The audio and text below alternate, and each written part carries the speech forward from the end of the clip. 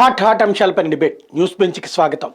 రెండు కీలకమైనటువంటి పరిణామాలు తాజాగా ఆంధ్రప్రదేశ్లో చోటు చేసుకున్నాయి.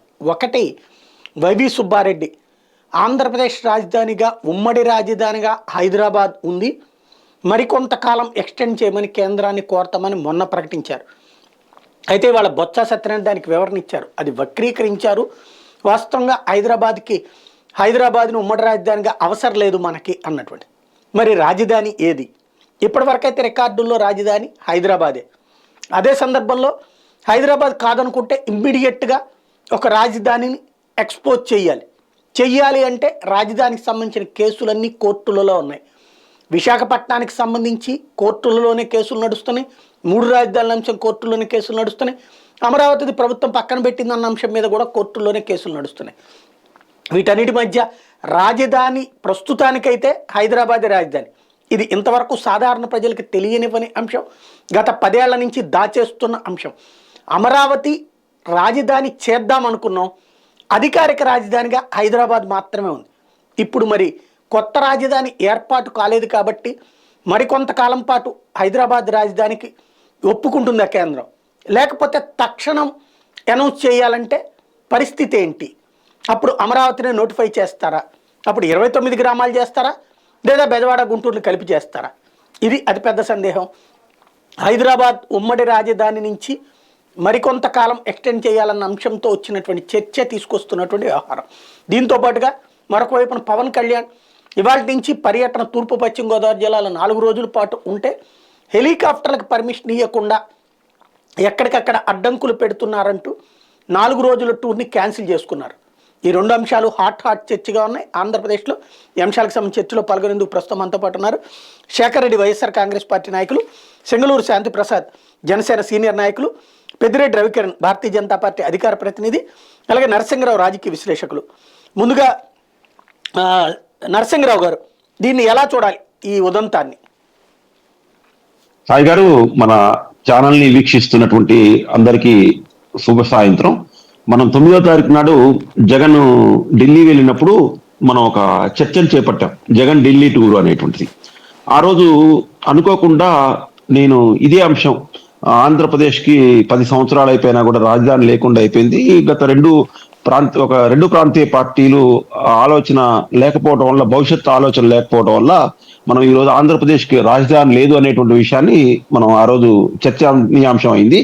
అనుకోకుండా దురదృష్టవశాత్తు ఒక వారం రోజులు తిరిగేలోపే మళ్ళీ మనకు రాజధాని అంశం, అంటే ఆ రోజేం కేవలం మన చర్చ వరకు మాత్రమే పరిమితమైనటువంటి అంశం ఈరోజు మొదట ఆంధ్రప్రదేశ్లో, తర్వాత తెలంగాణలో కూడా ఈ చర్చ అనేటువంటిది ఈ రోజు కొంత హాట్ టాపిక్ గా నడుస్తుండటం అనేటువంటిది మొట్టమొదట దురదృష్టకరమైనటువంటి విషయంగా మనం దీన్ని ప్రస్తావించాల్సినటువంటి అవసరం ఉంది.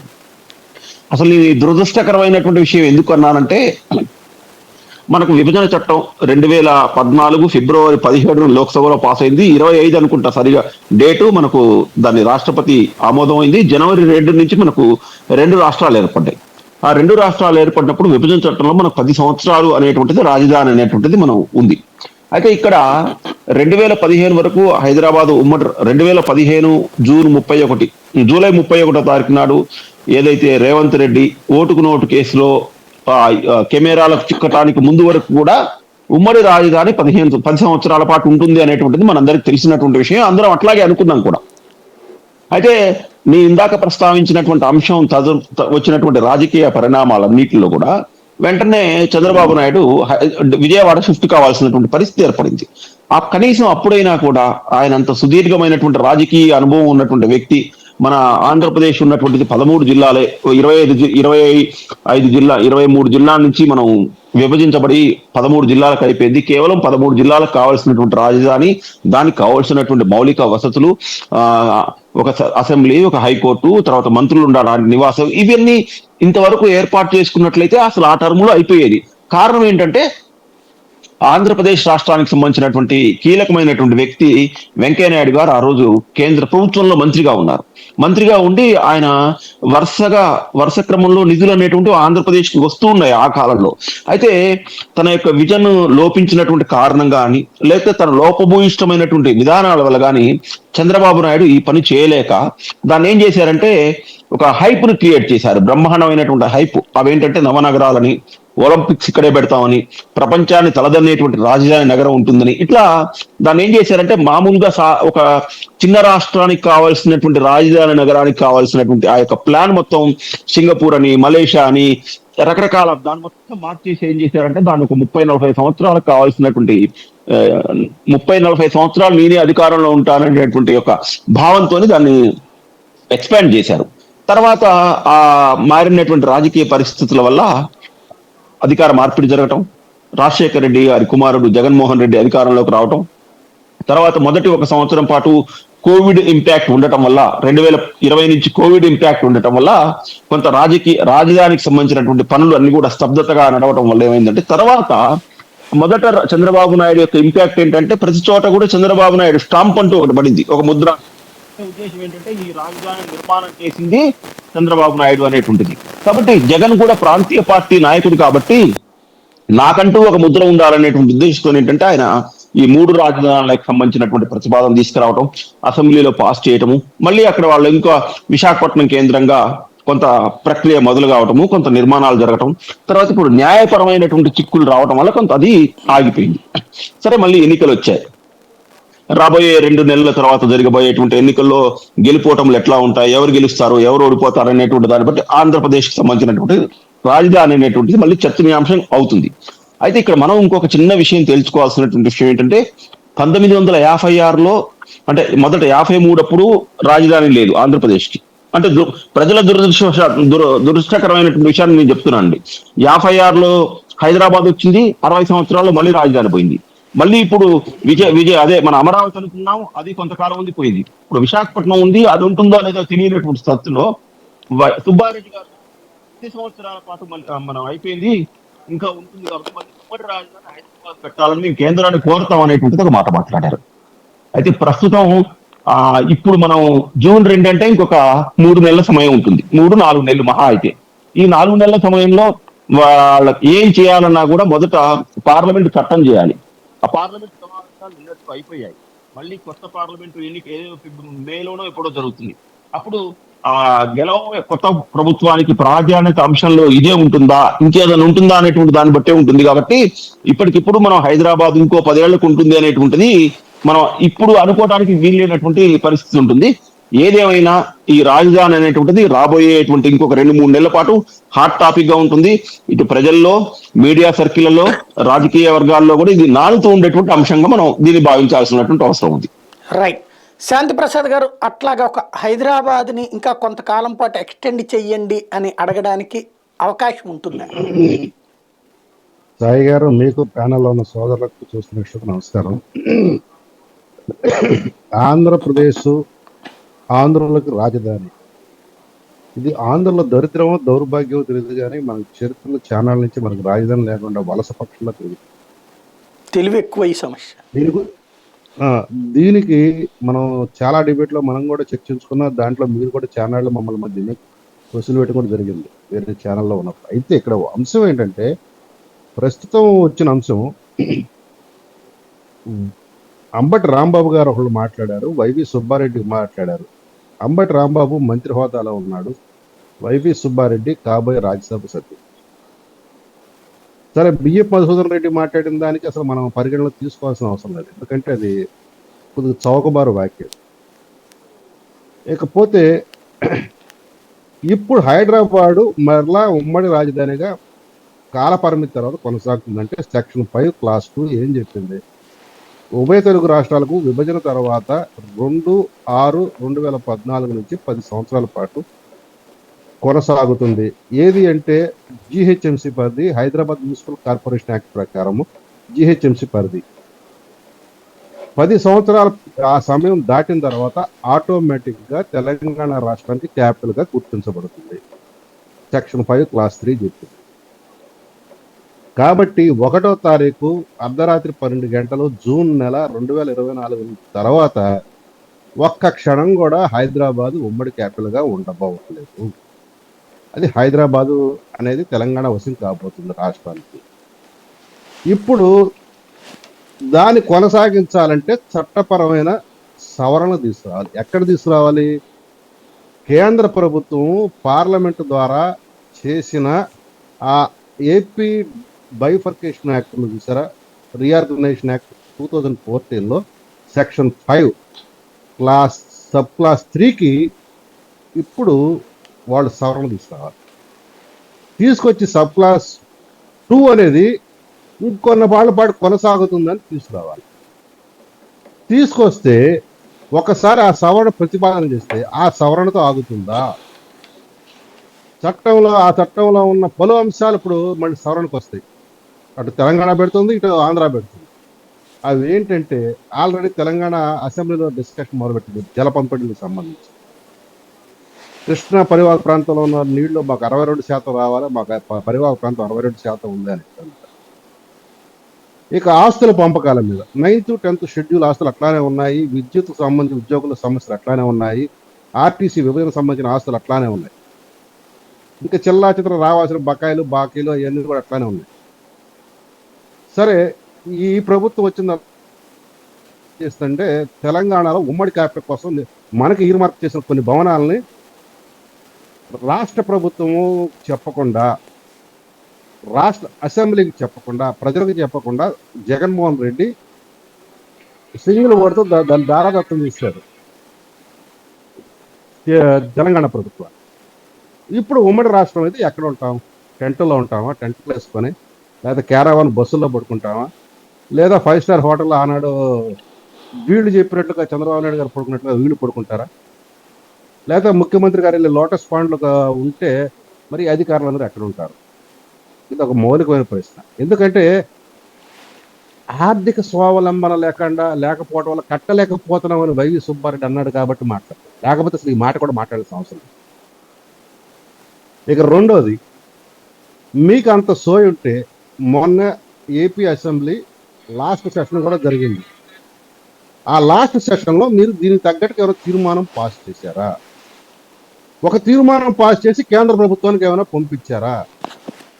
మాకు రాజధాని కట్టుకోలేని పరిస్థితిలో ఉన్నాము, దౌర్భాగ్య పరిస్థితిలో ఉన్నాము, ఎందుకంటే మా దగ్గర నిధులు లేవు, మేము ఎన్ని వందల వేల కోట్లు, లక్ష కోట్లు తీసుకొచ్చినా మాకు రాజధాని కట్టడానికి మాత్రమే నిధులు లేవు, పోలవరం కట్టడానికి మాత్రమే నిధులు లేవు, మిగతా డబ్బు బటన్ నొక్కి పంపకాలు చేయడానికి 2,40,000 కోట్లు పైన ఉన్నాయి. కానీ దీనికి సంబంధించి 10-15 వేల కోట్లు ఏది శివరామకృష్ణ చెప్పిన కమిటీ ప్రకారం, నా లెక్కలు చెప్పట్లేదు, 1,00,000 కోట్లు 5,00,000 కోట్లు కాదు, శివరామకృష్ణ చెప్పింది 2014 ఖర్చుల ప్రకారం 15,000 కోట్లు. ఆ 15,000 కోట్లు కూడా మా దగ్గర లేవు. కాబట్టి మమ్మల్ని కనికరించండి మహాప్రభు అని మీరు ఏమైనా అసెంబ్లీ తీర్మానం ద్వారా ఏమైనా కేంద్ర ప్రభుత్వాన్ని పంపించారా? పంపించిన తర్వాత తెలంగాణ ప్రభుత్వం దాన్ని యాక్సెప్ట్ చేస్తుందా? ఇక్కడ మన ఆంధ్రాకి అసెంబ్లీ అనేది పూర్తి అయిపోయింది, ముగిసిపోయింది. అటు కేంద్ర ప్రభుత్వంలో ఉన్న అక్కడ పార్లమెంట్ సెషన్ కూడాను ఆఖరి సెషన్ కూడా అయిపోయింది. ఇప్పుడు వీళ్ళ కోసం స్పెషల్ సెషన్ కాన్స్టిట్యూట్ చేసి బిఫోర్ ఎన్నికలు ఏమైనా చేస్తారా? ఆఫ్టర్ ఎన్నికలు అయితే రెడ్ ఎవడో రాజు ఎవడో, మీరు ఉంటారో తెలియదు, ఓడతారో తెలీదు, మీరు వచ్చేది లేదు, చచ్చేది లేదు, చేసేది లేదు, పీకేది లేదు. అప్పుడు వచ్చే ప్రభుత్వం ఆటోమేటిక్గా అమరావతిని స్థిరీకరిస్తుంది, అమరావతి రాజధానిని గుర్తిస్తుంది, అమరావతిని రాజధానిగా ప్రకటిస్తుంది, దానికి తగ్గ చట్టపరమైన చర్యలకు కేంద్రానికి సిఫార్సు చేస్తుంది, తదనుగుణ ఉత్తర్వులు తెచ్చుకుంది. కాబట్టి మీకెందుకు గోల ఈ ఎన్నికల సమయంలో? ఎందుకు అంటే ఎన్నికల కొరకు, ఎన్నికల కోసం, ఎన్నికల చేత ఎన్నికల ఎత్తుగడలు వేస్తున్నారు. అక్కడేమో ఆల్రెడీ తెలంగాణ అక్కడ ప్రభుత్వం మొదలుపెట్టింది, పార్లమెంట్ ఎన్నికలు ఉన్నాయి కాబట్టి జనాల భావోద్రేకాలు, జలాలకు సంబంధించి రెచ్చగొట్టి అక్కడ కాంగ్రెస్ వాళ్ళు ఎన్కాస్ట్ చేసుకున్నారు, వాళ్ళు మొదలు పెట్టారు. ఇక్కడ వీళ్ళు రాజధాని పేరుతో ఇప్పుడు వీళ్ళు మొదలు పెడుతున్నారు. ఇంకొక రాజధాని తాగుతారా, ఇతర అంశాలు కూడా వీళ్ళు ముందుకు తీసుకొస్తారా, భవిష్యత్తులో చూడాలి. ఇక్కడ ఇంకొక విషయం, అంబటి రాంబాబు అమరావతి మా రాజధాని అంటున్నాడు, రాజధాని ఉన్నట్లుగా చెప్తున్నాడు. ఆయన చెప్పాడంటే మంత్రి అంటే కరెక్ట్ రెస్పాన్సిబిలిటీ ఉంటుంది గవర్నమెంట్లో, అంటే దాదాపుగా జగన్ రెడ్డి ప్రభుత్వం చెప్పినట్లుగానే భావించాలి. మరి తదనుగుణమైన తీర్మానం మీరు అసెంబ్లీలో పాస్ చేశారు, మన లాస్ట్ అసెంబ్లీలో ఆఖరి సెషన్లో చేయలేదుగా. కాబట్టి ఇవన్నీ ఏంటంటే పరుషంగా మాట్లాడాలంటే ఇష్టారాజ్యంగా నోటి వాచారత్వంతో మాట్లాడే మాటలు తప్ప చట్టపరమైన అంశాల మీద అవగాహన లేకుండా, ప్రొసీజర్స్ మీద ఏమాత్రం అవగాహన లేకుండా ఇష్టారాజ్యంగా అక్కడ విలేకరులు అడగటం, వీళ్ళు సమాధానం చెప్పడం బాధ్యత లేని వ్యక్తులు అని అంటాను నేనైతే. ఎందుకంటే బాధ్యత తెలిసిన వాడైతే ఆ రకంగా మాట్లాడు. ఇప్పుడు అమరావతి శ్మశానం అన్నాడు ఒక మంత్రి ఒకప్పుడు, ఇప్పుడు అమరావతి రాజధాని అన్నాడు. ఇప్పుడు శ్మశానాన్ని రాజధానిగా చేసుకోదలుచుకున్నారా చెప్పమనండి. శ్మశానంలో ఉండేది ఎవరు? శివుడు. శివుడు అంటే ఎవరు? డిస్ట్రాయర్. అంటే ఇప్పుడు ఈయన నిజంగానే destroyer Jagan Reddy, destroyer of the Andhra, అవునా? ఇంకా రెండోది ఇంకొక అతి ముఖ్యమైన విషయం ఏంటంటే, సజ్జల రామకృష్ణ గారు ఒకప్పుడు స్టేట్మెంట్ ఇచ్చారు, మా వాడికి తెలియక అమాయకంగా సిపిఎస్ విషయంలో ఆ రకంగా చెప్పాడు అని. ఇప్పుడు వైవి సుబ్బారెడ్డి కూడా మా వాడు తెలియక అమాయకంగా 3 రాజధానులు అంటున్నాడు, కానీ ఆ 3 రాజధానుల ప్రతిపాదన మేమే విత్డ్రా చేసుకున్న సంగతి మా వాడికి తెలియదు, కాబట్టి ఎట్లాగో విశాఖపట్నం వెళ్ళలేకపోతున్నాం, చట్టపరమైన ఇబ్బందులు వస్తున్నాయి, కాబట్టి మేము హైదరాబాద్కి వెళ్తాము అంటున్నాడు. అంటే జగన్ రెడ్డికి ఆ మాత్రం కూడా సోయి లేదు. నా అప్పటికే సోయి ఉంది, నేను జగన్ రెడ్డితో ఈ విషయంలో సంప్రదిస్తానని కూడా చెప్తున్నాడు ఆయన. ఆయన తన మాటగా చెప్పలా, నేను ఈ విషయంలో జగన్ రెడ్డిని కూడా సంప్రదిస్తానంటున్నాడు. ఒక వైవి సుబ్బారెడ్డి, ఒక సజ్జల రామకృష్ణారెడ్డి వాళ్ళు చేస్తున్న ప్రకటన ద్వారా జగన్ రెడ్డి అవగాహన శూన్యుడు, అవగాహన రాహిత్యుడు అనే దాన్ని ఎక్స్పోజ్ చేస్తున్నారు, సెల్ఫ్ గోల్ వేసుకుంటున్నారు. ఇది అవునా కాదా? రాజకీయంగా జనాలు నిర్ణయించుకోవాలి దీన్ని. రైట్. శేఖర్ రెడ్డి గారు ఏమంటారు? నమస్తే అండి సాయి గారు, మీకు అలాగే ప్యానెల్లో ఉన్న సభ్యులకి వీక్షకులందరికీ కూడా శుభ సాయంత్రం అండి. ఈ ఆంధ్ర రాష్ట్రానికి రాజధాని అంశం అనేది ఈనాటిది కాదు. 1953 అక్టోబర్ 1 కర్నూలు రాజధానిగా ఆంధ్ర రాష్ట్రం ఏర్పడినప్పుడు టెంట్లలో మనం గడిపిన చరిత్ర కూడా మనకుంది. తర్వాత 55లో విశాలాంధ్ర ఉద్యమం, వెరసి 56 నవంబర్ 1 ఆంధ్రప్రదేశ్ రాష్ట్రం ఏర్పడడం, పెద్ద మనుషుల ఒప్పందం ద్వారా ఏర్పడడం కూడా చూసాం మనం. తర్వాత తెలంగాణకు అన్యాయం జరుగుతుంది, ఒప్పందం సక్రమంగా జరగట్లేదు, పెద్ద మనుషుల ఒప్పందంలో జరిగిన సూత్రాలు ఏవైతే ఉన్నాయో అవి మాకు జరగట్లేదు అని చెప్పేసి 69లో తొలిసారిగా జై ఆంధ్ర ఉద్యమం కూడా జరిగింది. తర్వాత ముల్కీ నిబంధనలకు వ్యతిరేకంగా జై తెలంగాణ ఉద్యమం కూడా జరిగింది. తర్వాత ముల్కీ నిబంధనలకు వ్యతిరేకంగా 1972లో 72లో జై ఆంధ్ర ఉద్యమం కూడా జరిగింది. తర్వాత 73లో 33 రాజ్యాంగ సవరణ చేసి మొత్తం 6 సూత్రాలు అని చెప్పి తీసుకొచ్చేసి జోనల్ వ్యవస్థను మొట్టమొదటిసారిగా ప్రవేశపెట్టడం కూడా జరిగింది. తర్వాత 2001లో ఏప్రిల్ 27 టిఆర్ఎస్ పార్టీ, కేసీఆర్ అధ్యక్షుడు టిఆర్ఎస్ పార్టీ పుట్టడంతో తెలంగాణ ఉద్యమానికి ఊపిరింది. తర్వాత నవంబర్ 29 సిద్దిపేటలో, 2009 నవంబర్ 29లో సిద్దిపేటలో ఆయన ఆమరణ నిరాహార దీక్ష కూర్చోవడం. అదే సంవత్సరం డిసెంబర్ 9న సోనియా గాంధీ బర్త్డే సందర్భంగా చిదంబరం స్టేట్మెంట్ ఇవ్వడం, తెలంగాణ రాష్ట్రానికి అనుగుణంగా మీకు తెలంగాణ రాష్ట్రం ఇవ్వడానికి అనుగుణంగా చర్యలకి ఉపక్రమించింది కేంద్ర ప్రభుత్వం, సోనియా గాంధీ బర్త్డే గిఫ్ట్ అని ఆయన చెప్పడం. అది చెప్పిన తర్వాత 2010 ఫిబ్రవరి 3న శ్రీకృష్ణ కమిటీ అనే దాన్ని ఏర్పాటు చేశారండి. ఈ శ్రీకృష్ణ కమిటీ ఏం తేల్చాలి అంటే, తెలంగాణ ఉద్యమానికి ఈ తెలంగాణ ఇవ్వడానికి ఉన్నటువంటి సానుకూల అంశాలు ఏంటి, ఇవ్వకుండా ఉమ్మడిగా ఉంచడానికి ఉన్నటువంటి వ్యతిరేక అంశాలు ఏంటి అని తేలుస్తూనే ఎట్ ది సేమ్ టైం ఆంధ్రప్రదేశ్లో పరిస్థితులను, ఒకవేళ తెలంగాణ ఇస్తే ఆంధ్రప్రదేశ్లో పరిస్థితులు ఏంటి, వాళ్ళకి రాజధాని అంశం ఎలా, నీటి పంపకాలు ఎలా జరగాలి, అదేవిధంగా ఉద్యోగాల పంపకాలు, ఐఏఎస్ల పంపకాలు అన్ని ఎలా జరగాలి, ఆస్తుల విభజన ఎలా జరగాలి, అప్పుల విభజన ఎలా జరగాలి, ఇవన్నీ కూడా క్రోడీకరిస్తూ శ్రీకృష్ణ కమిటీ డిసెంబర్ 30, 2010గా కొద్దిపాటికి పూర్తిగా కాకుండా కొద్ది మేరకి వాళ్ళకు ఒక నివేదిక అందించడం జరిగింది. నివేదిక అందించిన తర్వాత 2014 ఫిబ్రవరి 18వ తారీఖున లోక్సభలో ఆమోదం పొందారు. హుటాహుటిన ఫిబ్రవరి 20న రాజ్యసభలో ఆమోదం తెలిపి మార్చి 1వ తేదీన రాష్ట్రపతి సంతకం కూడా అయిపోయింది. ఈ సంతకం ద్వారా 2014 జూన్ 2వ తారీఖుని విభజన తేదీగా కేటాయించారు. ఆనాటి నుంచి తెలంగాణ ఆంధ్రాని విభజించారు. ఈ విభజన చట్టంలో మన శాంతి ప్రసాద్ గారు చెప్పినట్టుగా సెక్షన్ 5 ప్రకారం ఉమ్మడి రాజధానిగా ఏదైతే జిహెచ్ఎంసీ పరిధిందో ఈ ఉమ్మడి రాజధాని మొత్తాన్ని కూడా ఆంధ్ర తెలంగాణ 2 ప్రాంతాలకి కూడా 10 సంవత్సరాల పాటు ఉమ్మడి రాజధానిగా కొనసాగించాలి అని చెప్పేసి చట్టంలో పొందుపరచడం జరిగింది. ఈ చట్టంలో పొందుపరుస్తూనే సెక్షన్ 8 కింద ఏదైతే ఆంధ్ర రాష్ట్ర ప్రజలు, తెలంగాణ రాష్ట్ర ప్రజలు ఇద్దరు ఉమ్మడి ప్రాంతాల వాళ్ళ రక్షణ బాధ్యతను ఉమ్మడి రాజధానిలో గవర్నర్కి అప్పచెప్తూ అక్కడ కూడా చట్టంలో పొందుపరిచారు. చట్టంలో పొందుపరిచిన తర్వాత ఈ విభజన నేపథ్యంలో చంద్రబాబు నాయుడు గారు ఆంధ్రప్రదేశ్కి అనుభవజ్ఞుడు, ఏదో చేస్తాడు, రాజధాని కడతాడు, ఫ్యాక్టరీలు తీసుకొస్తాడు, కంపెనీలు తీసుకొస్తాడు, హైదరాబాద్ని ఆయన ప్రపంచ పటంలో అని చెప్పుకుంటున్నాడు కదా, ఆంధ్రప్రదేశ్ని కూడా ప్రపంచ పటంలో ఎక్కిస్తాడు అని చెప్పేసి రాష్ట్ర ప్రజలందరూ కూడా చంద్రబాబు నాయుడు గారికి ఓటేసి గెలిపిస్తే ఆయన మన రాష్ట్ర ప్రయోజనాలను చూసి, మన రాష్ట్ర ప్రజల ప్రయోజనాలని, మన రాష్ట్ర అభివృద్ధిని పట్టించుకోకుండా తెలంగాణ రాష్ట్ర రాజకీయాల్లో ఏలు పెట్టి రేవంత్ రెడ్డి ద్వారా, ప్రస్తుత ముఖ్యమంత్రి అయినటువంటి రేవంత్ రెడ్డి ద్వారా ఓటుకు నోట్లు కేసులో దొరికిపోయి రాత్రికి రాత్రి తట్టా పుట్టా సర్దుకొని అనాలోచిత విధానాలతో రాష్ట్రం మొట్టమొదటి గొంతు కోసింది చంద్రబాబు నాయుడు గారు విభజన తర్వాత. అనాలోచిత నిర్ణయాలతో రాత్రికి రాత్రి కరకట్ట పారిపోయి వచ్చాడు. కరకట్టకు పారిపోయి వచ్చిన తర్వాత కూడా మళ్ళీ విద్వేషాలు రేకొట్టే విధంగా ఆయనకి ఏసీబీ ఉంటే నాకు ఏసీబీ ఉంది, ఆయనకు పోలీసులు ఉంటే నాకు సో అక్కడి నుంచి ఎక్కడికి వచ్చారంటే అనాలోచితంగా శ్రీకృష్ణ కమిటీ ఏదైతే తీర్మానం చేసిందో శ్రీకృష్ణ కమిటీ నివేదికలకి తిరోధకాలు వదులుతూ పచ్చటి పొలాలు, 4 పంటలు పండే పొలాలు అనేటువంటి శివరామకృష్ణన్ కమిటీకి వీళ్ళు తిలోదకాలు వదులుతూ ఇక్కడ పచ్చటి పంటలు ఈ పండే వాటిని అన్నింటినీ కూడా తిలోదకాలు వదులుతూ 34,000 35,000 ఎకరాలు అంటూ ల్యాండ్ పూలింగ్ ద్వారా మొత్తం భూసేకరణ చేయడం జరిగింది. భూసేకరణ చేసిన తర్వాత కూడా దీన్ని మేము ఎప్పుడైనా సరే అమరావతి ప్రాంత రాజధానికి మేము వ్యతిరేకం కాదు. మా పార్టీ మొదటి నుంచి చెప్పేది ఏంటంటే అమరావతితో పాటుగా ఉత్తరాంధ్ర ప్రాంతం, రాయలసీమ ప్రాంతం కూడా ఏదైతే పరిపాలనా వికేంద్రీకరణ జరగాలి, అదే విధంగా అభివృద్ధి కూడా వికేంద్రీకరణ జరగాలి అనేది మా పార్టీ సిద్ధాంతం మొదటి నుంచి కూడా. సో దానికి అనుగుణంగా చంద్రబాబు నాయుడు గారు చేపట్టినట్టుగా అమరావతి అనే ఒక గ్రాఫిక్స్ ను చూపించి, సార్ అమరావతిలో వాళ్ళు చేసిన ఒక చిన్న ఎగ్జాంపుల్ ఒకటి చెప్తాను సార్. ఏదైతే సింగపూర్ కన్సార్టియంతో వీళ్ళు చేసుకున్నటువంటిది ఏంటంటే మాస్టర్ ప్లాన్ లో భాగంగా 1600 ఎకరాలు వీళ్ళు డెవలప్ చేయడం కోసం 60% వాళ్ళకి డెవలప్ మొత్తం ఖర్చు మొత్తం ఆంధ్ర రాష్ట్రం భరిస్తుంది. మాస్టర్ ప్లాన్ ఇచ్చినందుకు వాళ్ళకి 60% వాటా, మనకి 40% వాటా. చూసారని ఎంత దోపిడో. ఈ కేసులో మొన్న ఈశ్వరన్ గారి మీద ఆరోపణలు వచ్చాయి. అదే ఈశ్వరన్ గారి మీద ఆరోపణలు వచ్చినప్పుడే అంగు బెంగు సెన్ అని చెప్పేసి ఒక అతను అరెస్ట్ చేశారు సార్. ఆయన ఎవరంటే అంగు బెంగు సెన్ అయినా మొత్తం ప్రపంచ దేశాల్లో ఉన్నటువంటి చాలా మంది అవినీతి డబ్బును సింగపూర్ లో హోటళ్ల రూపంలో కన్స్ట్రక్షన్ చేయించి వాటిని ఆయన మేనేజ్మెంట్ మాత్రమే చేస్తా ఉంటాడు.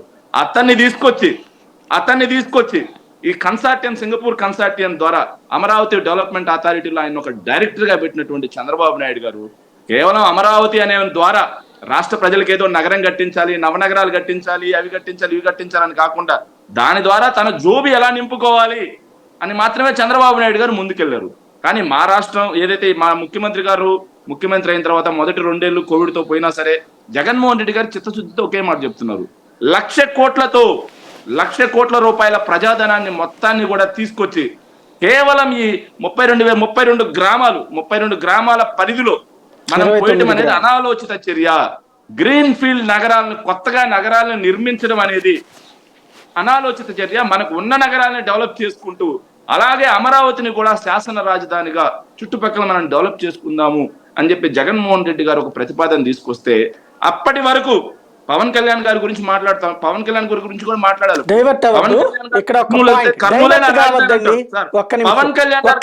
వినండి శేఖర్ గారు, మనం చిన్నపిల్లల ఆట ఆడుకోవద్దు, డిబేట్ లాగా మాట్లాడదాం.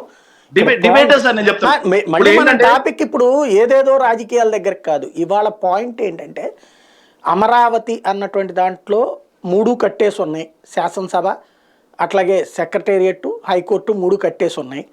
మీరు చెప్పినటువంటి వినండి, పూర్తిగా వినండి, వినడం అలవాటు చేసుకోండి సార్. మీరు ఫస్ట్ వినడం అలవాటు చేసుకుంటే డిబేట్ బాగుంటుంది అనమాట.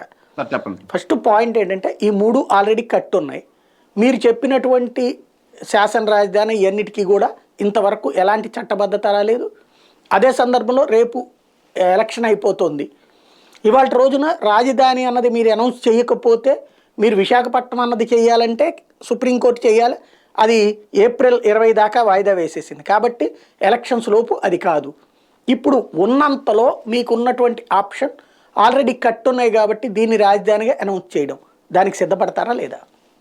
సార్ ఆల్రెడీ మేము చెప్తున్నాం సార్, అమరావతి కూడా ఒక రాజధాని అని చెప్తున్నాం. ఒక రాజధాని అనే మాట లేదు సార్. భారతదేశంలో 3 రాజధానులు అనే కొత్త కాన్సెప్ట్ తెచ్చింది జగన్మోహన్ రెడ్డి. అది చట్టబద్ధత లేదా అన్నది తేల్చడానికే ఇప్పుడు సుప్రీంకోర్టులో కథ నడుస్తుంది. కాబట్టి అది తర్వాత మీరు తేల్చుకున్న తర్వాత తేల్చుకోవాలి. ఇప్పుడు పుట్టబోయే బిడ్డ గురించి ఇప్పుడు పేర్లు పెట్టుకోవాలనేసి ఆల్రెడీ పుట్టిన బిడ్డను వదిలేయకూడదు కదా. ఇప్పుడు సమస్య ఏంటంటే ఆల్రెడీ అమరావతి అన్నది ఒకటి పుట్టించారు, దానికి ఇంకా పేరు పెట్టలేదు. ఆ పేరు పెట్టే బారసాల కార్యక్రమం ఇప్పుడు చేయాల్సిన బాధ్యత మీకుంది. వాళ్ళు అమరావతిలో ఏది లోపం వదిలేశారు అంటే నగరాన్ని సృష్టించలేదు. వాళ్ళు 29 గ్రామాలే ఒక నగరం అన్నారు. తర్వాత సిఆర్డిఏ పరిధి మొత్తం కలిపితే అమరావతి అని చెప్పినేమో ప్రజలకు చెప్పారు. మీకు చేతనైతే ఈ విజయవాడ గుంటూరు ఏ సిఆర్డిఏ పరిధి ఉందో ఇదంతా కలిపి అమరావతి అని డిజైన్ చేయొచ్చు. లేదంటే కనుక దీన్ని ప్రస్తుతానికి రాజధానిగా మేము చేస్తున్నాం, మేము వచ్చిన తర్వాత వైజాగ్ డెవలప్ చేస్తామని చెప్పాలి. ఎటు చెప్పకపోతే రాజధాని లేని లేదా పేరు లేని బిడ్డలాగా తయారవుతుంది కదా. ఓకేనా సార్, నేను చెప్పొచ్చా? యా, సాయి గారు ఒక విషయం, మా ప్రభుత్వం జగన్మోహన్ రెడ్డి గారు మొదటి నుంచి చెప్తున్నట్టు అమరావతి అనేది కూడా రాజధాని. కాకపోతే ఇప్పుడు సార్, కాకపోతే మీరు చెప్తున్నట్టుగా అమరావతిలో హైకోర్టు ఉంది, అమరావతిలో శాసనసభ ఉంది, అమరావతిలో అలాగే కూడా సెక్రటేరియట్ కూడా ఉంది కదా, దీన్ని మీరు కొనసాగిస్తారా అనే మీ ప్రశ్నకు మా సమాధానం ఏంటంటే, అమరావతిలో ఉండే శాసనసభ కానీ అమరావతిలో ఉండే సెక్రటేరియట్ కానీ చంద్రబాబు నాయుడు గారు తాత్కాలికం అని చెప్పి కట్టారు. కాకపోతే ఇప్పుడు ఈ ప్రభుత్వం వాటిని ఖచ్చితంగా కొనసాగిస్తుంది. కోర్టులో కేసులు తేలిన తర్వాత జగన్మోహన్ రెడ్డి గారు ఖచ్చితంగా ఎగ్జిక్యూటివ్ క్యాపిటల్ ని వైజాగ్ కి, అలాగే హైకోర్టు వచ్చేసి కర్నూలుకి తరలించడం కూడా ఖచ్చితంగా జరుగుతుంది సార్. ఇకపోతే హైదరాబాద్ ని కొనసాగిస్తాము అని చెప్పి వైవి సుబ్బారెడ్డి గారు చెప్పిన మాటకి ఖచ్చితంగా సుబ్బారెడ్డి గారు చెప్పిన మాట ఏంటంటే, మాకు విశాఖ నగరం డెవలప్ అయ్యేంత వరకు కూడా హైదరాబాద్ ను ఉమ్మడి నగరంగా ఏదైతే ఉంచండి అనే వ్యాఖ్యల వెనక ఆంతర్యం ఏంటంటే, ఇంకా విభజన చట్టంలోంటి ఆస్తుల విభజన కానీ అప్పుల విభజన కానీ కొన్ని జరగలేదు సార్. మాకు రావాల్సిన నిధులు కానీ ఆస్తుల విభజన కానీ జరగలేదు. వాటిని మనం ఈ రోజు అర్ధంతరంగా వదులుకోవటం ఇష్టం లేక మాత్రమే జగన్మోహన్ రెడ్డి గారు మొన్న ఢిల్లీ వెళ్ళినప్పుడు కానీ చాలాసార్లు ఢిల్లీ వెళ్ళినప్పుడు కానీ విభజన సమస్యల గురించి కూడా కేంద్రానికి విన్నవించడం జరిగింది. దానికి అనుగుణంగానే ఈ రోజు వైవి సుబ్బారెడ్డి గారి వ్యాఖ్యలు కూడా ఉన్నాయండి. ఇక అంబటి రాంబాబు గారు మాట్లాడిన మాట ఏంటంటే, అంబటి రాంబాబు గారు స్పష్టంగా చెప్పారు, అమరావతి రాజధాని కాదు అనే మాట అయితే ఈ రోజుకి వైసీపీ పార్టీ నుంచి ఏ అధికార ప్రతినిధి కానీ లేకపోతే ఏ మంత్రులు కానీ చెప్పలేదు. అమరావతి కూడా మేము అనుకున్న కాన్సెప్ట్ లో 3 రాజధానులు అనే ఒక కాన్సెప్ట్ లో అమరావతి అనేది కూడా స్పష్టంగా ఒక రాజధాని సార్. రైట్, రవికిరణ్ గారే ఉంటారు. సాయి గారు, ముందుగా మీకు తోటి ప్యానలిస్టులకి న్యూస్ బెంచ్ వీక్షకులందరికీ శుభ సాయంత్రం అండి. అసలు హైదరాబాద్ ఉమ్మడి రాజధాని అన్న విషయం ప్రజలందరూ మర్చిపోయారు. తెలియదు అసలు, మర్చిపోవడం కాదు, తెలియదు అసలు, తెలీదు అసలు. దాని ఆ సోయ ఆలోచన కూడా ఎవరికి లేదు, మన ప్రజలకే కాదు ప్రభుత్వానికి కూడా లేదు. ఎందుకు మాట అంటున్నానంటే, ప్రభుత్వం ముఖ్యమంత్రి జగన్మోహన్ రెడ్డి గారి నుంచి మంత్రుల నుంచి ఎమ్మెల్యేల వరకు రోజు ప్రతి సంవత్సరం అంటున్న ఒకే ఒక్క నింద ఏంటి, హైదరాబాద్ మంది కాదు. చంద్రబాబు నాయుడు గారు, పవన్ కళ్యాణ్ గారు ఈ వీకెండ్ పాలిటిక్స్ చేసి హైదరాబాద్ వెళ్ళిపోతుంటారు. వాళ్ళు పక్క రాష్ట్ర పక్షులు, ఇక్కడికి వచ్చి సరదాగా 4 రోజులు నుండి వెళ్ళిపోతుంటారు. అసలు ఈ రాష్ట్రానికి వాళ్ళకేంటి సంబంధం? వాళ్ళు నాన్ రెసిడెంట్ ఆంధ్ర, వాళ్ళకి ఈ రాష్ట్రం సంబంధం ఏంటి? పదే ఇన్ని సంవత్సరాలు మనం విన్నాం. మరి వాళ్ళ ఉద్దేశం, రాష్ట్ర ప్రభుత్వ ఉద్దేశం కూడా అది కామన్ క్యాపిటల్ కాదని కదా. ఒకవేళ మీరు మాట్లాడితే మా శాఖరెడ్డి గుండె పగిలిపోతుంది సార్. చెప్పండి. అదే నాకు అర్థం కాదు ఏంటంటే, వైవి సుబ్బారెడ్డి గారికి పాపం తెలిసింది అది కామన్ క్యాపిటల్ అని, ముఖ్యమంత్రి గారికి మంత్రులకి ఎవరికి తెలియదు. ఇప్పుడు కన్నా సరే రాష్ట్ర ప్రభుత్వం క్షమాపణ చెప్పాలి. ఎందుకంటే వైవి సుబ్బారెడ్డి గారు అన్నారు కదా ఈ కామన్ క్యాపిటల్ అని. సో కామన్ క్యాపిటల్ లో ఉన్న చంద్రబాబు నాయుడు, పవన్ కళ్యాణ్ వలసపక్షులు ఎలా అవుతారు? వాళ్ళు నాన్ రెసిడెంట్ ఆంధ్ర ఎలా అవుతారు? ప్రభుత్వం తెలిసి మాట్లాడుతుందా, తెలియక మాట్లాడుతుందా? ఎవరు తెలియక మాట్లాడుతున్నారో వాళ్ళనే క్షమాపణ చెప్పాలి. ఒక సుబ్బారెడ్డి గారు తెలియ మాట్లాడితే ఆరనే చెప్పాలి, రాష్ట్ర ప్రభుత్వం అన్న తెలియ కూడా వాళ్ళనే చెప్పాలి. సో వాళ్ళు కూర్చున్న కొమ్మనే వాళ్ళు నరుక్కొని ఇప్పుడు వాస్తవాన్ని వైవి సుబ్బారెడ్డి గారి ద్వారా చెప్పారు ఏంటి, రాష్ట్ర ప్రభుత్వం అంతా ఇప్పుడు వరకు అబద్ధాలు చెప్పింది అని. అయితే సుబ్బారెడ్డి గారు ఏమంటున్నారు, నిధులు మేము ఇన్ని నిధులు కట్టుకోలేము, ఇన్ని నిధులు లేవు కాబట్టి, గత ప్రభుత్వం ఏదో టెంపరేచర్ చేసింది, మాకు నిధులు లేవు కాబట్టి. రాష్ట్ర ప్రభుత్వం గత 5 ఏళ్ళుగా 2,60,000 కోట్ల రూపాయలు బటన్ నొక్కి ట్రాన్స్ఫర్ చేసామంటున్నారు. మరి కనీసం దాంట్లో 1% అన్నా కేటాయించి మీరు అమరావతి అన్నా, విశాఖపట్నం అన్నా, లేదా కర్నూలు అన్నా ఏదైనా చేశారా? ఏమైనా డెవలప్మెంట్ చేశారా? ఏమి చేయలేదు కదా. అసలు ఎక్కడ కనీసం 1000 కోట్లు కూడా దానికి కేటాయించలేదు. విశాఖపట్నానికి నిధుల గురించి అనలేదండి. అందులో చిన్న లాజిక్ ఏంటంటే, అమరావతిలో నిధులు పెట్టి కట్టలేం, విశాఖపట్నం విషయం కోర్టులో ఉంది కాబట్టి అన్న పాయింట్ అనమాట. విశాఖపట్నానికి వస్తాను నేను. అమరావతి విషయంలో నిధులు ఇవ్వంటే కనీసం 1000-2000 కోట్లని 5 ఏళ్ళన్నా అవసరం లేదు. అసలు ఆల్రెడీ బీన్ అయిపోయింది కాబట్టి నడుపుకోవచ్చు దాన్ని. చెప్తున్నాను. ఆయన నిధులు ఇవ్వమంటున్నారు కాబట్టి వాళ్ళు ఏం చేయాలి, ఆల్రెడీ 100 కూడా నడుపుకుంటున్నారు. ఇంకోటి ఓకే మీ కోర్టులో కేసులు వేశారు సాగనివ్వలేదని. కోర్టులో కేసులు వేస్తే మీరు పరిష్కారం చూపించుకో. మీ మీదకే వైవి సుబ్బారెడ్డి గారి మీద కేసులు ఉన్నాయి, ఆయన కూడా కోర్టుకు వెళ్తున్నారు కదా. కోర్టుకు వెళ్ళి ఒక పౌరుడుగా ప్రజాస్వామ్య హక్కును మీరు వినియోగించుకుంటున్నారు. అలాగే మిగతా ప్రజానికం కూడా వాళ్ళ ప్రజాస్వామ్య హక్కు వినియోగించుకొని కోర్టుకు వెళ్తున్నారు. మీరు సంజాయిషి చెప్పుకొని సాల్వ్ చేసుకొని ముందుకు వెళ్ళాలి. దానికి మాకు హైదరాబాద్ కామన్ క్యాపిటల్ గా కంటిన్యూ చేయండి అంటున్నారు. ఇది నాకు అర్థం కాలేదు. ఎందుకంటే చంద్రబాబు నాయుడు గారు వచ్చేసిన మాట వాస్తవం, కరకట్ట మీదకి వచ్చేసిన మాట వాస్తవం.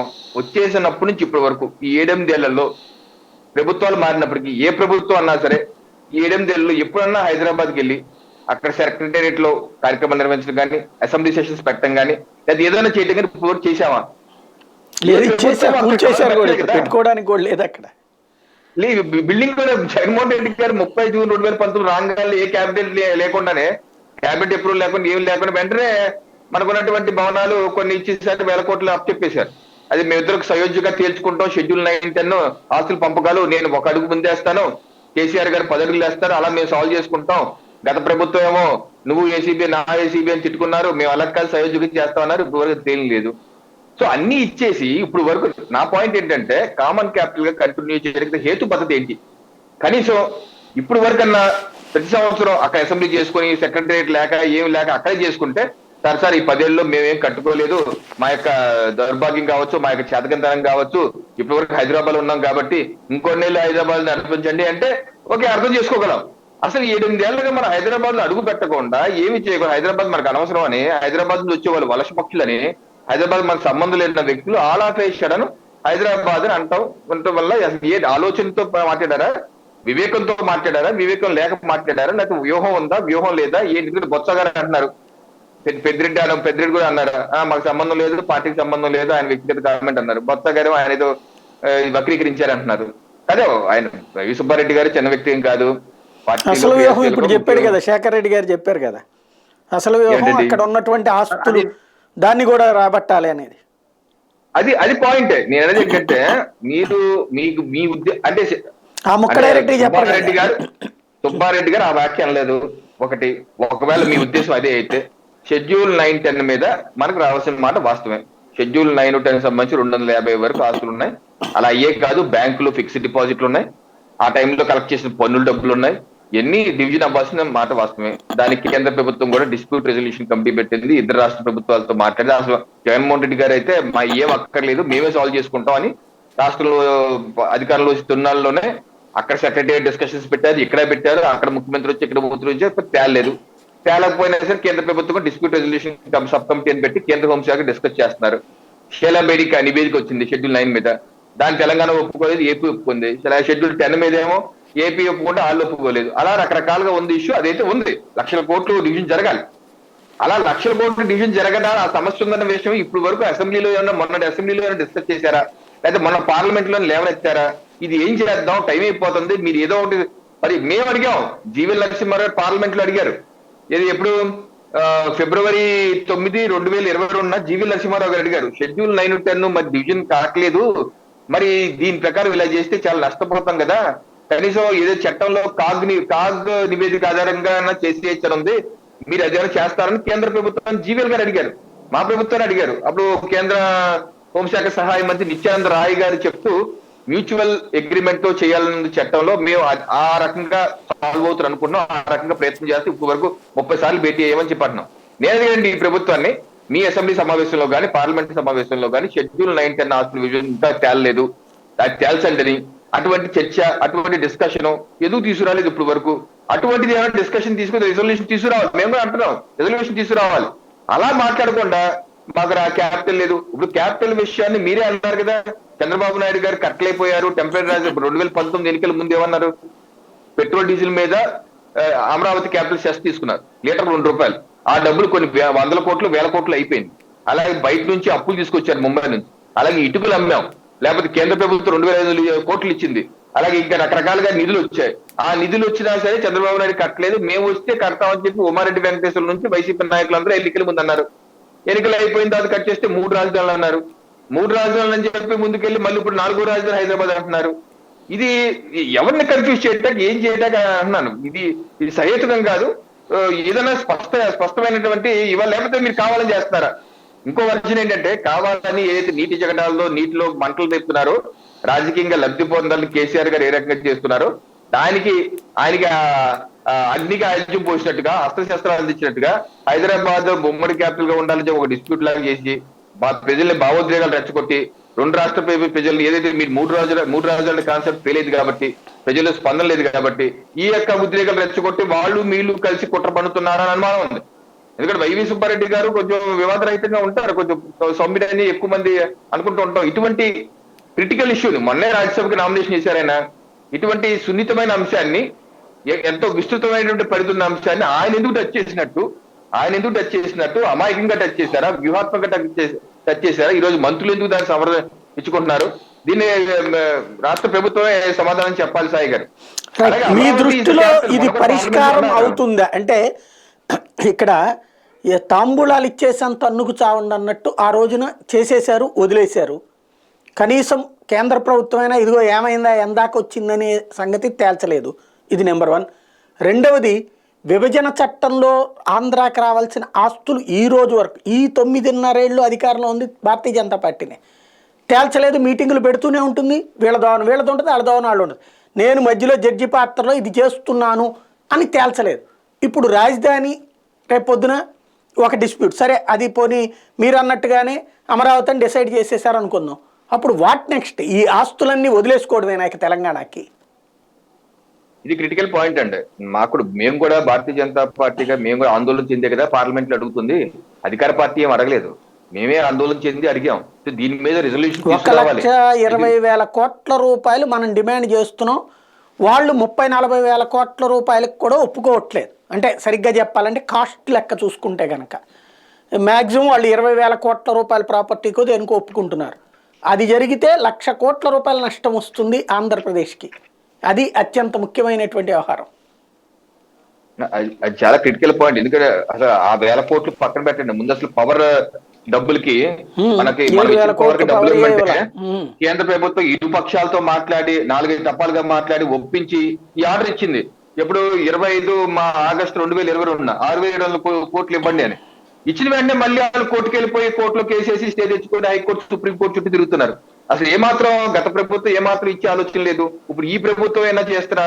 ఇది నిజంగా ఈ సమస్య. దీని మీద ప్రజలు ఎన్నుకున్న ప్రభుత్వం వైసీపీ ప్రభుత్వం తప్పనిసరిగా మాట్లాడాలి, కేంద్ర ప్రభుత్వంతో మాట్లాడి ఏం ప్రత్యామ్నాయం ఏది చోట చట్టంలో రాసింది. ఒకవేళ చేయని పక్షంలోనే కాగ్ ఇచ్చిన నివేదిక ఆధారంగా చేసేయచ్చని కూడా ఉంది. అదేమన్నా ఎగ్జిక్యూట్ చేయమని ఏంటంటే మేము అడిగాం పార్లమెంట్ లో. జీవీఎల్ నరసింహారావు గారు స్పెసిఫిక్ గా అడిగారు, మీకు చదివి వినిపిస్తే కావాలంటే జీవీఎల్ నరసింహారావు స్పెసిఫిక్ గా ఆ కాగ్ చట్టంలో ఏదైతే మెన్షన్ చేశారో దాని ప్రకారం కాగ్ ఇచ్చిన నివేదిక చేయొచ్చు, అలా చేయొచ్చు కదా అని చెప్పి అన్నారు. సో మీరు కూడా రాష్ట్ర ప్రభుత్వం కూడా అడగండి, తప్పనిసరిగా అడగాలి, దాని మీద సొల్యూషన్ తీసుకురావాలి. వాళ్ళేం మాట్లాడట్లేదు. వైసీపీ ప్రభుత్వం, జగన్మోహన్ రెడ్డి ప్రభుత్వం అసెంబ్లీలో దీని మీద చర్చలు మనం చూడండి. కోరం లేదని చెప్పేసి సభ రద్దు అయిపోయింది. మరి వీళ్ళందరూ ఎక్కడికి వెళ్ళిపోయారు? 151 మంది ఎమ్మెల్యేలకు బాధ్యత లేదా? 151 ఎమ్మెల్యేలు వాళ్ళకుండి ప్రతిపక్షం అంటే ఎట్లాగో వాళ్ళు రావట్లేదు. పక్కన పెట్టండి, మీరు 151 మంది ప్రజలు గెలిపిస్తే మీరు సభకు రాకుండా సభకు డమ్మా కొట్టి ఎప్పుడో సంవత్సరానికి 2 రోజులు 3 రోజులు పెట్టే సభకు కూడా మీ సమయం అవ్వకుండా చట్ట సభల్ని అపహాస్యం చేస్తూ ఉంటే కోరలేదని చెప్పి సభ క్యాన్సిల్ అయింది. ఇంత నిర్లక్ష్యంగా రాష్ట్ర ప్రభుత్వం ఉంటే ఇంకా వీళ్ళు ఎన్ని లక్షల కోట్లు చేసే ఆలోచన రాబట్టే ఆలోచన ఉందని నేనైతే అనుకోను. వచ్చే భారతీయ జనతా పార్టీ ప్రభుత్వం దీని మీద ఒక సమగ్రమైనటువంటి సొల్యూషన్ తీసుకొచ్చే అవకాశం అయితే ఉంది. సాయి గారు రైట్. ఇక్కడే నరసింహ గారు చిన్న విషయం అండి. అంటే మన ఇందాక చర్చకు సంబంధించినటువంటిది ఇక్కడ ఉమ్మడి రాజధాని హైదరాబాదు, దీంతో పాటుగా మనం అందరం మర్చిపోయినటువంటి ఇంకో విషయం ఏంటంటే ఉమ్మడి గవర్నర్ కూడా 10 సంవత్సరాలు అనేటువంటి చట్టంలో ఉంది. మారినటువంటి రాజకీయ సమీకరణాల దృష్ట్యా 2019 నుంచి 2 రాష్ట్రాలకు 2 గవర్నర్లు వచ్చారు. ఇప్పుడు ఒకవేళ మళ్ళీ ఉమ్మడి రాజధాని కావాలి అంటే ఇప్పుడు ఇక వచ్చే ఎన్నికల తర్వాతనే కేంద్ర ప్రభుత్వం పార్లమెంట్ లో బిల్లు పాస్ కావాలి, చట్టం చేయాలి. దేనికంటే మళ్ళీ 2 గవర్నర్లు, వాళ్ళకి సంబంధించినటువంటి వ్యవహారం ఎట్లా ఉండాలనేటువంటిది ఇదంతా చాలా దీర్ఘకాలికమైనటువంటి ప్రాసెస్ ఉన్నటువంటిది కాబట్టి అంత ఈజీగా అవుతుంది అనేటువంటిది నేను అనుకోను. అంటే ఎలా ఇక అసలు దీనికి పరిష్కారం ఏంటి? ఆంధ్ర ప్రయోజనాలు అసలు ఇప్పుడు మనం జరిపిన చర్చలో 1/1 వంతు కూడా గత 9.5 ఏళ్ల నుంచి జరగట్లేదు. నేనే అప్పుడప్పుడు నోటిదోల కొద్దీ డిబేట్ చేస్తూ ఉన్నాను. ఇంతకు ముందు చేశాను, తెలుగుదేశం హయాంలో ఇప్పుడు చేస్తున్నాను. అంటే ఆంధ్రాది అసలు ఎవరికి ఏం పట్టట్లేదు అసలు. ఇవాళకి ఇవాళ రేపు పొద్దున ఇంకా వచ్చేసిందండి ఇంకొక 2 months. అంటే ఇప్పుడు ఎలక్షన్ ట్రెండ్ వచ్చేసింది. ఇవాళ రోజున కూర్చుని కేంద్ర ప్రభుత్వం చేయదు, తెలంగాణ ప్రభుత్వం చేయదు, ఆంధ్రప్రదేశ్ ప్రభుత్వం చేయదు. రేపు పొద్దునేమో రాజధాని అని చెప్పేసి రేపు ఫర్ ఎగ్జాంపుల్ నోటిఫై చేసేసారు అమరావతిని. దానికి నోటిఫై చేసేసారు కాబట్టి ఇప్పుడు ఉమ్మడి గవర్నర్ తరహాలోనే ఆల్రెడీ ఇచ్చేసాను డబ్బులు కాబట్టి తాంబూలాలు ఇచ్చేసాను తనుగు చావండి, లేకపోతే ఇంకో 5,000 కోట్లు 10,000 కోట్లు ఇస్తారు. ఇంకేంటి అసలు రాష్ట్ర బ్రతుకు? దురదృష్టకరం. అసలు ఏం చేయాలి చెప్పండి సార్. ఇప్పుడు ఎర్రలిస్ట్ నరసింహారావు గారు లేవనెత్తిన అంశాన్ని పరిశీలిద్దాం. Governor section 7 of AP reorganisation act ఏం చెప్తుందంటే, governor of existing state of Andhra Pradesh ఏది దీని unified to be the common governor. ఎప్పటి వరకు? For both the successor states of Andhra Pradesh Telangana for such a period as may be determined by the president of India determine చేసినంత వరకే common governor ఉంటాడు. 2019 తర్వాత ఎప్పుడైతే common governor తీసేసి ఇరు రాష్ట్రాలకి వేరు గవర్నర్లు అపాయింట్ చేశారో సెక్షన్ 7 అమల్లోకి వచ్చేసింది, విభజన చట్టం. సెక్షన్ 8 అనేది ఇప్పుడు పోయింది.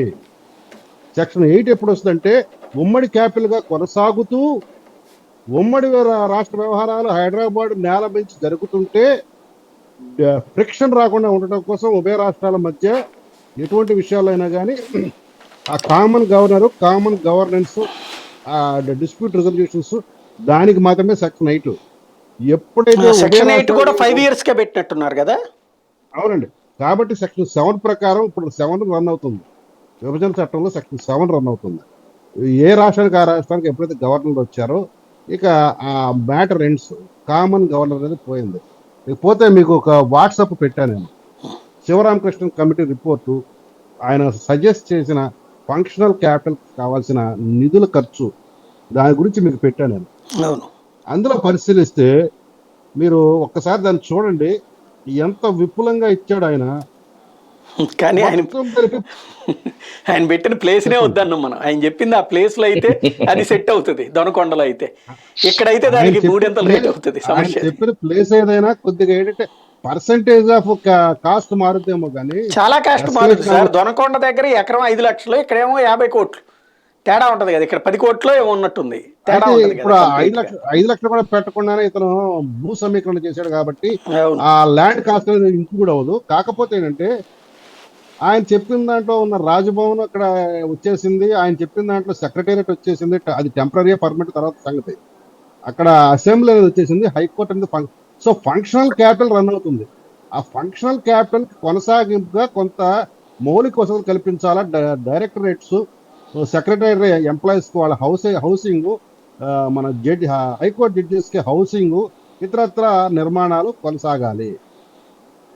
అవి మాత్రమే ఇప్పుడు మనం పూర్తి చేస్తే, మొన్న హైకోర్టు కూడా అడిగింది రాష్ట్ర ప్రభుత్వాన్ని, మీరు హైకోర్టు జడ్జిల బంగ్లాలు ఎప్పుడు పూర్తి చేస్తారని కూడా అడిగింది. ఈ మధ్య హైకోర్టు ఒక అంశంలో సీరియస్ అయింది. మాకు ఇక్కడ ఉన్న భవనం చాలట్లేదు, అదనంగా నూతన భవనం ఏర్పాటు చేయాలంటే అడ్మినిస్ట్రేటివ్ బ్లాక్ మళ్ళీ ఎదురుగా కడుతున్నారు 5 అంతస్తులు. అది దాదాపు నిర్మాణం పూర్తి ఫంక్షన్ వచ్చేసింది. ఇప్పుడు కోర్టు కూడా కొన్ని రెండో భవనంలో కూడా జరిపారు. సో ఇక్కడ సమస్య ఒకటే సార్. పాయింట్ ఏంటంటే అంతా బాగానే ఉందని అనుకుంటున్నాం, కానీ దాని చుట్టూ ఒక పెద్ద లాజికల్ ఎండ్ ఉంది. హైకోర్టు ఇట్లా అడిగింది, ఏదైనా అక్కడగానే ఇంకో బిల్డింగ్ కడుతున్నారు. కట్టేటప్పుడు అంతా బాగుందని సంతకాలు పెట్టించింది వీళ్ళే. మధ్యలో వచ్చేసి సీఎం క్యాంప్ ఆఫీసులో కోర్టు నడిపారు ఒక 6 నెలల పాటు. తర్వాత అంతా బాగుందని రాసి ఇచ్చారు, ఇక్కడ వచ్చినవి ఇప్పుడు మాకు చాలేదంటున్నారు. ఎక్కడ వ్యవస్థ? రెండో పాయింట్, ఇక్కడ ఇవాళ మీరందరూ లాయర్లు, మనందరం లాయర్లుగా వెళ్ళి అక్కడ ఉండాలా? ఎక్కడ ఉండాలా? ఈ 33,000 ఎకరాలు ప్లస్ ఆ 22,000 ఎకరాలు 55,000 ఎకరాల్లో చిన్న ఇల్లు కట్టుకోవాలన్నా, చిన్న బడ్డీ కొట్టు పెట్టుకోవాలన్నా రాష్ట్ర ప్రభుత్వానికి అప్లై చేసుకుని జీవో తీసుకోవాలా? లేదంటే వాళ్ళు ఏమైనా హౌసింగ్ కడితే ఇవ్వాల్సిందే. అక్కడ ప్రైవేట్ ప్రాపర్టీ అంటే ఈ స్థలాలు ఇచ్చిన వాళ్ళకి వచ్చేటటువంటిదే ప్రైవేట్ ప్రాపర్టీ అవుతుంది. ఎంతమంది లాయర్లు ఉంటారు? ఎంతమంది వాళ్ళ అసిస్టెంట్లు ఉంటారు? ఎన్ని ఆఫీసులు ఉంటాయి? ఇవన్నీ అక్కడ ఉట్టి కోర్టుకి ఫంక్షనింగ్కే. ఇక మిగతా వ్యవస్థ అంతా ఆ 55,000 ఎకరాల్లో అంటే ఎలా వర్కౌట్ అవుతుంది? దానికి పరిష్కారం ఏంటి? మీరు చెప్పిన అంశానికి మేము కూడా మొదట్లో తీవ్రంగా స్పందించిన వాళ్ళే, మాట్లాడిన వాళ్ళు. ఆ టెంపరీ హైకోర్టు అనేది అక్కడ స్థాపించడం, దానికి ఆనాడు ఉన్న హైకోర్టు జడ్జీలు దాన్ని ఆమోదించడం కూడా మేము కొద్దిగా ఇబ్బంది పడ్డాం. కాకపోతే ఇక్కడ జరిగిన విషయం ఏంటంటే, నాడు చంద్రశేఖర్ గారు తీవ్ర ఒత్తిడి తేవటము, చంద్రబాబు నాయుడు గారు ఒక డెడ్ లైన్ పెట్టుకోవటం, మేము తరలింపు విషయంలో సుప్రీంకోర్టుకి ఆయన చెప్పాడు ఆ మాట. ఆ డెడ్ లైన్ ప్రకారం తరలాల్సిన అవసరం వచ్చిన తర్వాత భవనాలు చూసుకోవాల్సిన పరిస్థితి వచ్చింది. ఆ భవనాల్లో భాగంగా అప్పుడు రెడీమేడ్ గా ఉన్నది ఇరిగేషన్ డిపార్ట్మెంట్, ఏదైతే పీడబ్ల్యూడీ గ్రౌండ్ పక్కన ఉన్న ఇరిగేషన్ డిపార్ట్మెంట్ ఏదైతే ఇప్పుడు రాజభవన్ చెప్తున్నామో అది మాత్రం టెంపరీగా పెట్టారు.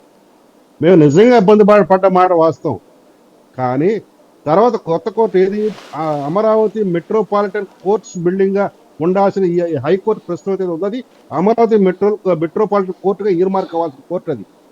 అందులో ఇప్పుడు హైకోర్టు రన్ అవుతుంది. కాదనము, అక్కడ కూడా మీరు అన్నట్లుగా మొదటి 2-3 సంవత్సరాల్లో మేము చాలా ఇబ్బందులు పడ్డాం. మంచినీళ్ళు తాగడానికి కూడా మాకు లేవు. మేము తీసుకెళ్ళి మంచినీళ్ళు చెప్తే మంచినీళ్ళు దొరికేవి కావు. భోజన వసతి ఉండేది కాదు. ఇప్పుడు అయితే పరిస్థితులు కొద్దిగా మారినాయి.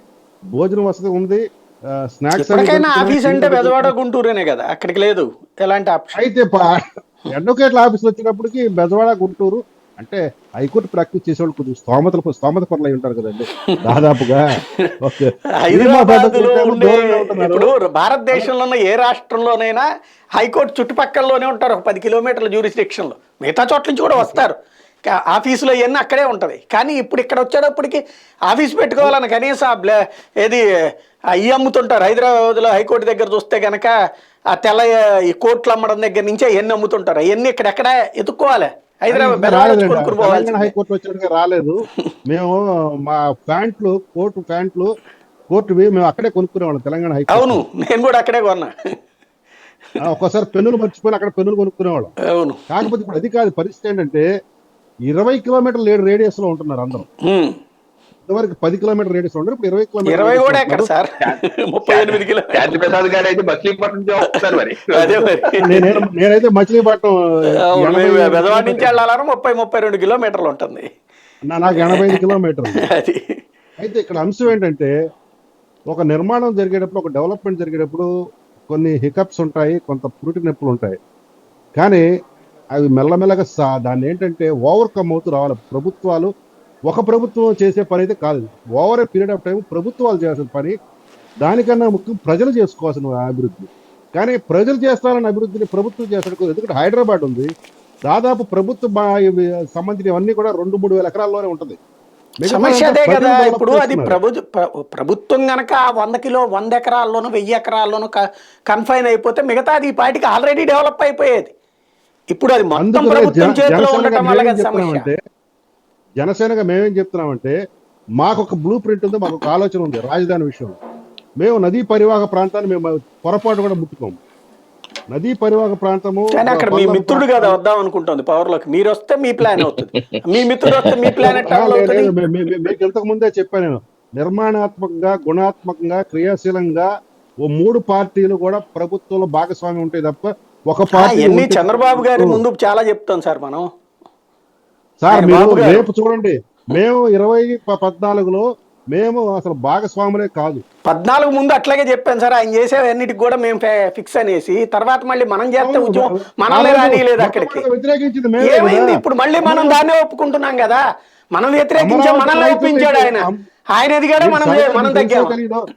2015 జూన్లో అమరావతి రైతులకి ఆయన చెప్పాడు, మీరు సరైన ఒప్పందాలు లేకుండా మీరు చేసుకుంటే మీరు భవిష్యత్తులో ప్రభుత్వం మారితే ఇబ్బంది పడతారంటే దాని మీద ఇవాళ అదే మనం కూడా సరే కానీ అమరావతి రైతులు నమ్మలేదు. అదే చెప్తున్నాను సార్.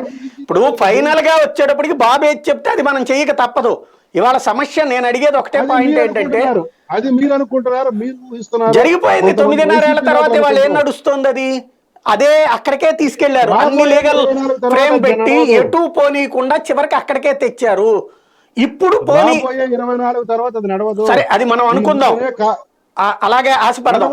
నేను అనే పాయింట్ ఏంటంటే, ఇప్పుడు పోనీ కనీసం 1,00,000 కోట్ల రూపాయలు అదే ఇప్పుడు హైదరాబాదు 67,000 కోట్ల రూపాయలు సంపాదిస్తుంది ఏడాదికి. లేదు చెన్నై దాదాపుగా 78,000 కోట్లు, బెంగళూరు 80,000 కోట్లను సంపాదిస్తుంది.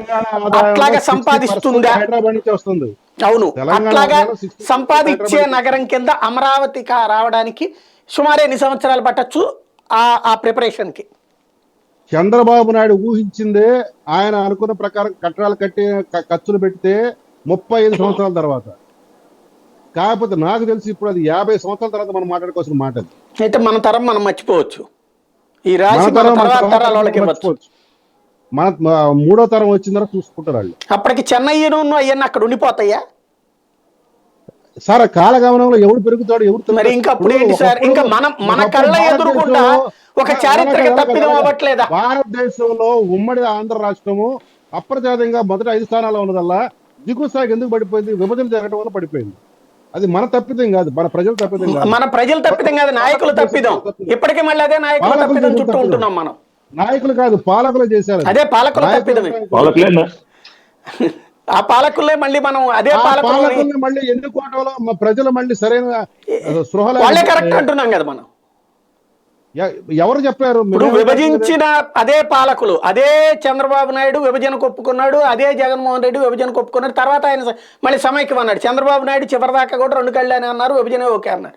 ఇప్పుడు అదే చంద్రబాబు నాయుడు రాష్ట్రాన్ని బాగు చేస్తానంటున్నారు. మనం ఒప్పుకుంటున్నాం కదా, ఆయన ఆనాటి పాలకుడు ఈనాటి పాలకుడు కూడా మొన్నటిదాకా కూడా. బెస్ట్ ఎగ్జాంపుల్ చెప్పనా, మన కళ్ళ ముందు ఉన్న బెస్ట్ ఎగ్జాంపుల్ చెప్పనా? అనిల్ అంబానీ, ముఖేష్ అంబానీ తండ్రి నుంచి వాస్తులు పంచుకున్నారు. ఒకడేమో నిర్మాణాత్మకంగా పోయి ఎదిగాడు, ఒకడేమో ఇప్పుడు తెలంగాణ ముఖేష్ అంబానీ అయింది, ఆంధ్రప్రదేశ్ అనిల్ అంబానీ అయింది. ఇప్పుడు అనిల్ అంబానీ పైకి తీసుకెళ్ళడానికి మోడీ వల్ల కూడా కావట్లా. ఇక్కడ తప్పెవరిది? ఎవరిదో చెప్పాలి, మీరే చెప్పాలండి. తప్పెవరిది? అదే నాయకుడిది. ఆ నాయకుడినే మనం కరెక్ట్ అంటున్నాం కదా. అది ప్రజలు నిర్ణయించుకోమని చెప్తున్నాం 24. రైట్. కానీ ఫైనల్ గా శేఖర్ రెడ్డి గారు సార్, యాక్చువల్లీ జగన్మోహన్ రెడ్డి గారు మొదటి నుంచి కూడా ఒక మాట అంటున్నారు సార్. మా ప్రభుత్వం వచ్చినప్పటి నుంచి కూడా ఒక మాట అంటున్నారు. విశాఖపట్నం కేంద్రంగా ఆల్రెడీ విశాఖపట్నం నగరం సార్, నేననే పాయింట్ మీరు 2019 ఎన్నికల ముందు చెప్పలా. ఇవాళకి మీరు ఆ 3 రాజధానులు ఈ సాగతీత చుట్టూ ఉండి మధ్యలో మా ఇంటెన్షన్ అర్థం చేసుకోండి అని చెప్తున్నారు. అయ్యా, విజయవాడ రాజధానిది అయితే కనుక ఇంత ఖర్చు అవుతుంది కాబట్టి 70 ఏళ్ళు కాబట్టి ఇక్కడ ఇదైతే కనుక 10-15 ఏళ్ళలో చేస్తాను నమ్మండి అనేటువంటి మాట కాకుండా కాసేపు అక్కడ పెడతాం, కాసేపు శాసన రాజధాని వీటితో చెప్పి మీరు కన్ఫ్యూజ్ అవుతూ జనాలు కన్ఫ్యూజ్ చేస్తూ ఆంధ్రప్రదేశ్ బ్రతుకులతో చెలగాటమాడతా ఎంతకాలం పాటు సాగుతుంది ఇది? సార్, ఇక్కడ ఆంధ్రప్రదేశ్ ప్రజల బ్రతుకులు కన్ఫ్యూజ్ చేయాల్సిన అవసరం లేదు సార్. మేము కన్ఫ్యూజ్ అవ్వాల్సిన అవసరం లేదు. మేము క్లియర్ గా చెప్తున్నాం సార్, ఎగ్జిక్యూటివ్ క్యాపిటల్ గా దాన్ని పెడతాం, దీని శాసన. మళ్ళీ ఆ పదాలే సార్ దరిద్రము. ఆ పదాలకే రాజ్యాంగంలో చోటు లేకపోయా. మీరు కొత్తగా రాజ్యాంగం రాయాలి, మీకోసం కొత్త రాజ్యాంగం రాయాలా.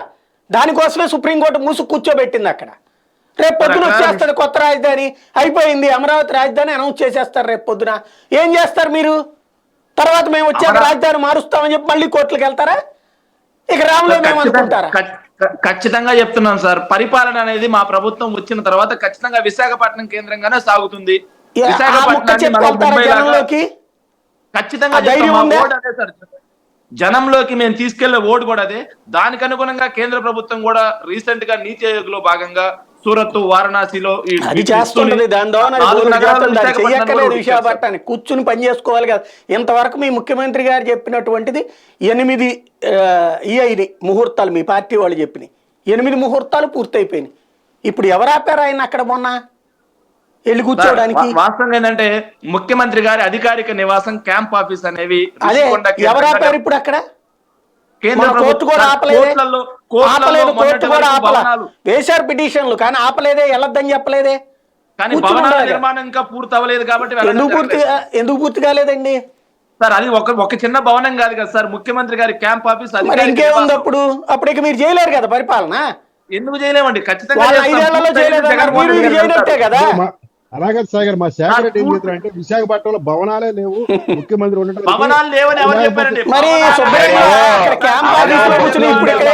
అదిగా సార్, ఇప్పుడు ఇక్కడ ఏ క్యాంప్ ఆఫీస్ లో కూర్చున్నా అక్కడ కూర్చోవచ్చు కదా సార్. భవనాల నిర్మాణం చివరి దశకు చేరుకుంది సార్. ఇంకెప్పుడు ఎలక్షన్ అయిపోయిన తర్వాత వెళ్తే ఉపయోగం ఏంటి? ఇంకా శుభ్రంగా అనుకోండి, చంద్రబాబు గారు శుభ్రంగా దాన్ని ఎవరికొకరికి ఏరియాలో చోటుకో ఫ్రీగా ఇచ్చేస్తారు సార్. మళ్ళీ వచ్చేది మేమే. పరిపాలన నమ్మకం వేరు. కానీ ఏం చేశారు మీరు? పరిపాలన మీరు వెళ్ళి చూపెట్టాల్సిన వాళ్ళు మీరేం చేయలేకపోతారు సార్. భవనాలు పూర్తి కాకుండా అలాగే సార్, చంద్రబాబు నాయుడు ఇక్కడ భవనం లేకొచ్చాడా? విజయవాడకి క్యాంప్ ఆఫీస్ లో కూర్చోలేదే ఏంది? చంద్రబాబు నాయుడు గారు ఈయనకి రావడానికి ఆకాశం నుంచి ఓటుకు కొమ్ములు నోటు వస్తాయండి. కేసు. కానీ మాకు ఆ కేసులు ఏం లేవు సార్. అది కాదు, నీకు రాజధాని అన్న చిత్తశుద్ధి లేదు. చిత్తశుద్ధి ఉంటే ఆడ కూర్చోడానికి ఆంధ్రాగా యూనివర్సిటీ వాళ్ళ గెస్ట్ హౌస్ తీసుకున్న పని ప్రారంభించుకోవచ్చు కదండి. ముందు ఒకటి సార్, మిలియన్ టవర్స్ ఉండి అక్కడ అన్ని పెట్టుకుని ఏమీ చేయకుండా కూర్చుని సర్క్యూట్ హౌస్ ఉంది సార్ అక్కడ. సార్ సర్క్యూట్ హౌస్ ఎంత పెద్ద గెస్ట్ హౌస్ అది. సర్క్యూట్ హౌస్ గెస్ట్ హౌస్ ఎంత అనేది నేను చూసాను సార్. చాలా చిన్న గెస్ట్ హౌస్ అది. ముఖ్యమంత్రి గారి ఊరుకోండి సార్, అవుతారు. ఇక్కడ ఉన్న చంద్రబాబు గారి క్యాంప్ ఆఫీస్ చూసారు ఎప్పుడన్నా మీరు? ఇప్పుడు గవర్నర్ గారి బిల్డింగ్ అనేది ముఖ్యమంత్రి గారి గవర్నర్ గారి బిల్డింగ్ ఎప్పుడన్నా చూసారా? గవర్నర్ గారి బిల్డింగ్ ఎప్పుడన్నా చూసారా? గవర్నర్ గారు రాజ్భవన్ చూసానండి నేను. దానంత సైజే ఉంటది అది కూడా. అందుకంటే కొంచెం పెద్దదే సర్క్యూట్ హౌస్. చాలా గవర్నర్ గారి బిల్డింగ్ కి ముఖ్యమంత్రి గారి క్యాంప్ ఆఫీస్ కి ఎంత తేడా ఉంటుంది సార్? ముఖ్యమంత్రి గారి క్యాంప్ కార్యాలయం అట్లాగా అలాగే కాదు. మనం భేషజాలతో పోతే ఉన్నది పోద్ది, ఉంచుకున్నది పోద్ది. అదే సమస్య ఇక్కడ. రైట్, ఫైనల్ గా కానివ్వండి మనం అలాగే బ్రతుకుదాం. రవికిరణ్ గారు, అసలు ఈ సమస్యకి పరిష్కారం ఎలక్షన్స్ లోపు ఉంటుందా, లేకపోతే మళ్ళీ మన ఆ రోజున విభజన లాగా చిట్ట చివరి రోజున మన బ్రతుకులని తేల్చుకోవడమేనా? అదే మనం కొన్ని సంవత్సరాల డిబేట్లు ఇదే అనుకుంటున్నామండి. ఇది మూడు రాజధానులు అండి, ఏ రాజధాని చేయకుండా ఫైనల్ గా ఏమి డెవలప్ చేయకుండా అలా వదిలేస్తారు.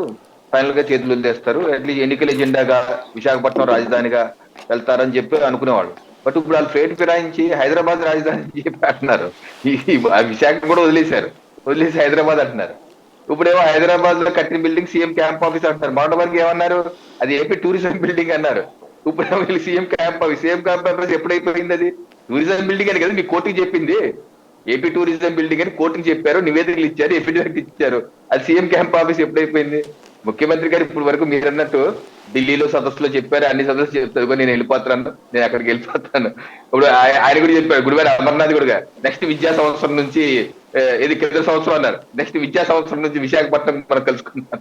ఏం సార్ మీరు స్కూల్లో జాయిన్ అవుతారు ఏంటని అడిగారు ప్రెస్ నవ్వి. లేదు మొత్తం వెళ్ళిపోతున్నాం అన్నారు. ఇప్పుడు ఏమైంది, ఇంకో విద్యా సంవత్సరం కూడా వచ్చేస్తుంది. పరిపాలించాలంటే ఏమన్నా చంద్రబాబు గారు చెప్తారు కదా సార్, విశాఖలో బస్సులో నుంచి పరిపాలించారని ఉదులో. అలాగే ఆయన బిల్డింగ్లు విశాఖలో తక్కువ ఏంటి, చాలా ఐటీ పార్కులు, ఐటీ బిల్డింగ్లు, మైండ్ చాలా ఉన్నాయి రన్ చేయాలంటే. కాకపోతే ఏంటంటే ఏ చర్చది లేదు. ఆయన ఎలా ఇబ్బంది పెట్టాడు, ఈయన ఎలా ఇబ్బంది పెట్టాడు, ఇద్దరు కలిసి రాష్ట్ర తీసుకు స్వర్గంలో పెట్టారని మాత్రం స్పష్టంగా కనపడుతుంది. Right, thank you very much అండి. రవికిరణ్ గారు, శాంతి ప్రసాద్ గారు, శేఖర్ రెడ్డి గారు, నరసింహరావు గారు.